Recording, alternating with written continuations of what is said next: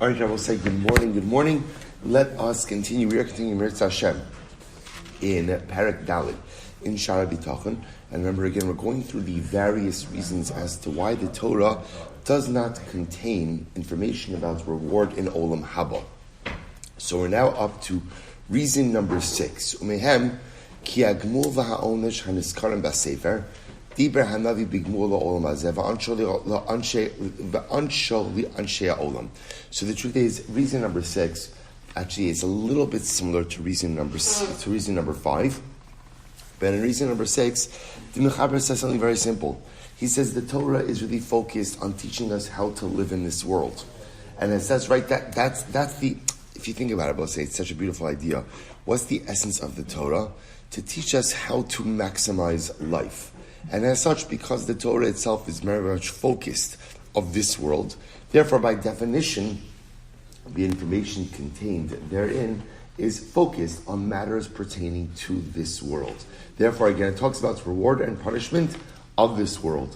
Yoshua ben Yosadik ba'olam hamalachim amar lo v'nasati lecha mahalchim bein ha'omdim ha'ela ki zeh derech ha'ichol va'avchada she'eh karai lizman u'lemakom va'akta havein. So we'll say, so again, does it happen that sometimes the Torah, when he says Torah, by the way, we'll say it's not just Chamishei Chumshei Torah, but Tanakh, does it happen that maybe in Tanakh you could find an example of some discussion of Olam Haba? Again, he started with this example of Yoshua, the son of Yehotzadok, in the Navi Zechariah, where ultimately, again, he does make reference to reward in the world to come. Sure, you could find examples of that, limited examples of that, but that's for unique individuals who perhaps, again, live a life that is a combination of both this world as well as the next. But in general, the idea as to why the Torah does not discuss reward in the world to come is because the Torah itself is a guidebook for how to live in this world and not in the next. Reason number 7. Final reason I will say. Number 7. Omehem shegmol ha'olam haba in tachliso ela lehidabek belokim l'skai ve'el olyon. That was actually very beautiful. A 7th reason as to why the Torah does not contain or does not describe reward in the world to come. He says because the ultimate reward in the world to come is ultimately a clinging to HaKadosh Baruch Hu. We will say, what is Olam Haba? Olam Haba is closeness to the Ribono Shel Olam. That's what it is in its essence. Again, the Rambam already writes this. Rambam writes that what's Olam Haba? What's the world to come? Sadikim Yoshvim, Ba'ataraseim Berashehem, the righteous sit, their crowns of glory are on their head, and they sit in close proximity and derive benefit from the Shekhinah. That's the entire essence of the world to come. As it's written, as the Pasuk says, Moshe Kasov, V'halach lefanecha tzidkecha, kvod Hashem yasvecha, V'amar, V'amaskilin yasiru kizor harakia, V'amar li'ar ba'ar hachayim. So because of the world to come, because Olam Haba, its entire essence is connection to HaKadosh Baruch Hu. V'lo yagia elav ela mi sheratza habore bo, u'rtzon habore shoresh hagmul, kimo shekasav, ki rega bi'apo, chayi birtzono. That was it. And here's what's interesting. The only way, ultimately, again, a person could reach this level, is if HaKadosh Baruch Hu wants them to. In other words, the only person ultimately allowed into Olam Haba is the kind of individual that HaKadosh Baruch Hu wants to have in his proximity. Ultimately, again, and therefore, to find in his proximity, right? That only a person who HaKadosh Baruch Hu wants to achieve this level of closeness, will be able to achieve this level of closeness. For Parshas in Bechol Kosai, Ramazim Shemorim Ala Ratzam Elokim V'Masha Amar V'Lo Sigal Nafshi Eschem V'Amar Panisi Aleichem V'Yisi Lachem Lelokim V'Atem Tiuli La'am. So Rabbi said this is actually very interesting. So the Mechaber says that there are actually, in fact, hints to the world to come in the Torah. Where, for example, do you find it? See, he points out in Parshas Bechol Kosai. What does the Torah say? V'Lo Sigal Nafshi Eschem. Don't come to a point where my spirit, right, my nefesh, God's nefesh, rejects you.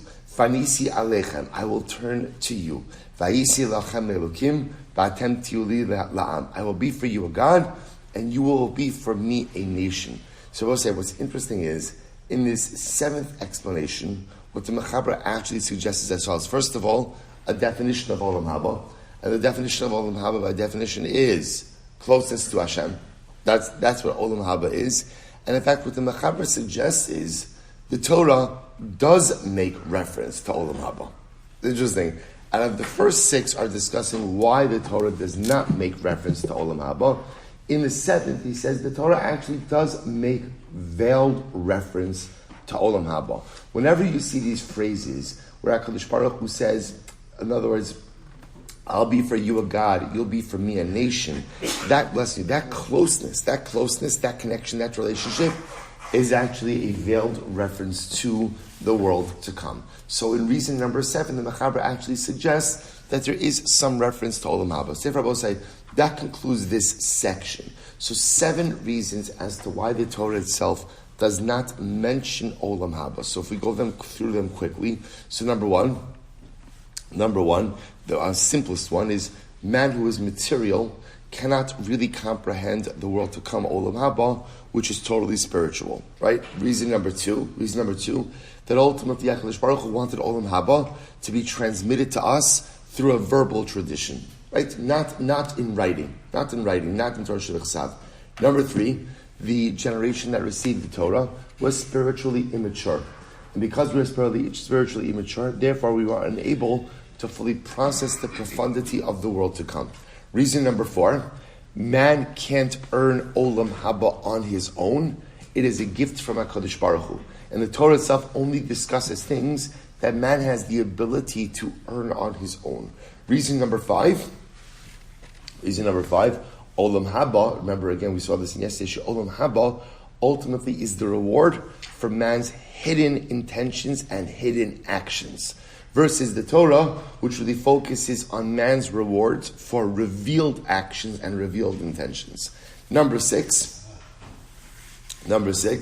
ultimately again, that the Torah speaks in ways that the mind can comprehend, and often the mind cannot comprehend the profundity of Olam Haba. And reason number 7 will say, it says essentially, Olam Haba is mentioned in the Torah. But since Olam Haba ultimately, we say differently, Olam Haba is closeness to Hashem. And in fact, there is veiled reference to Olam Haba in the Torah Kedosha. Good. That closes out that section. Now I will say, the reason we got into all of this was, let's just spend another few moments. He says, V'habitachon ala Elokim, b'mashe ya'ed ba tzadikim migmola olam hazeh va'olam haba, ala avoda, so we'll say, now remember, now where does bitachon come in when it comes to Olam Haba? Right, so where does bitachon play a role? So he says something so very, very beautiful. So v'habitachon ala Elokim, b'mashe ya'ed ba tzadikim migmola olam hazeh va'olam haba. So also when it comes to bitachon, so bitachon in this area comes from the fact that I have a trust in HaKadosh Baruch Hu regarding reward in this world, Olam Hazeh, as well as in Olam Haba. Al ha'avoda shishalmuhu l'mi shera'oi lo. Where does reward come from? Reward comes ultimately again for avoda, for effort that one expends, for effort that one puts in, again both in this world and in the next. So the chayishalim ha'onesh l'mi shera'oi lo min adin ala ma'amin. And ultimately, the same way that HaKadosh Baruch Hu rewards those who deserve it because of their avodah, HaKadosh Baruch Hu punishes those who deserve it because of their negative actions. Ubitchono ala Elokim bazeh me'ashlamas hamuna be'Elokim. So we'll say essentially what the Mechaber is describing over here is a belief, a trust in the system of reward and punishment. Every mitzvah is rewarded, sometimes this world, sometimes the next. And every avera is punished, sometimes this world, sometimes the next. Kimosha Kasov, Vehemin Ba'Hashem, V'achshaveh lo l'tzedakah. Ultimately speaking about Avraham Avinu, that he believed in HaKadosh Baruch Hu, right? And he accounted this to him as a sense of righteousness. V'amar lulei ha'amanti l'ros b'tuv Hashem ba'aretz chayim. So we'll say, so we're going to stop over here for today, but bottom line, the Mechaber, we're not finished yet, but Lamaisa, this is the end of today's section. But we begin to see that the concept, where does bitachon come in? We'll say it's a very simple yet profound bitachon. It's bitachon in reward and punishment.